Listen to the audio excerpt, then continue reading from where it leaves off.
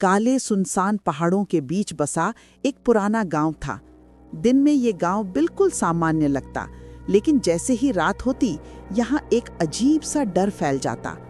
हर शाम अंधेरा होते ही गांव वाले अपने दरवाजे बंद करके घरों में छिप जाते।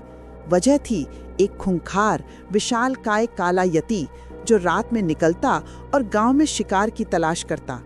अक्सर कोई ना कोई गांव वाला उसका शिकार बन जाता और फिर कभी वापस नहीं आता। इसी गांव में एक कच्चे से घर में बूढ़ी दादी और उनका 7 साल का नन्हा पोता रहते थे। दादी अपने पोते से बहुत प्यार करती थी और पोते की सबसे बड़ी खुशी दादी की मुस्कान ही थी।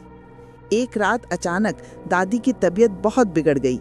वे बुखार में कांपती हुई बिस्तर पर लेटी थीं। पोते ने जब दादी को इस हालत में देखा तो वो घबरा गया। उसे पता था कि बिना दवा दादी की जान को खतरा हो सकता है।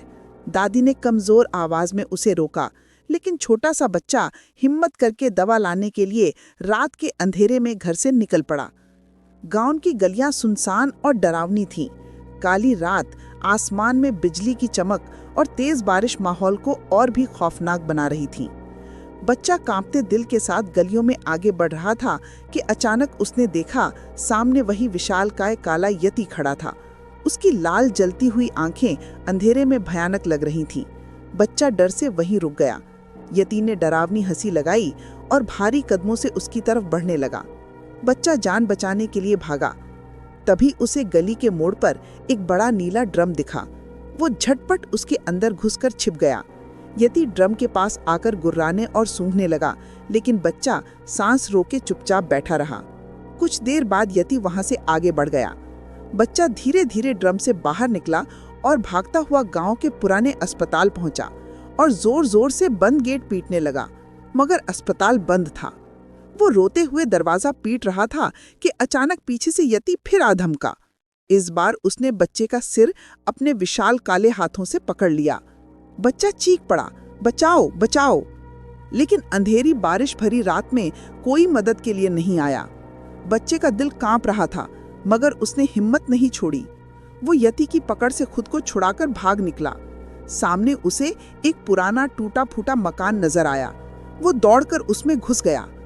यति भी गुस्से में पीछे आया और मकान के अंदर घुस गया। अंधेरा इतना गहरा था कि यति इधर उधर टटोलता और दहाड़ता रहा। बच्चा चुपचाप एक पुरानी अलमारी में छिप गया।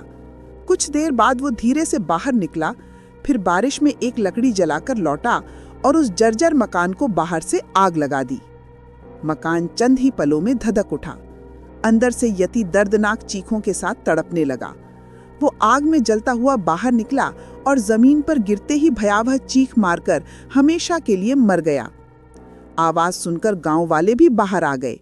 उन्होंने देखा कि काला यति जलकर मर चुका है और सामने वही नन्हा बच्चा खड़ा है जिसने अपनी जान दांव पर लगाकर पूरे गांव को इस खौफनाक राक्षस से बचा लिया।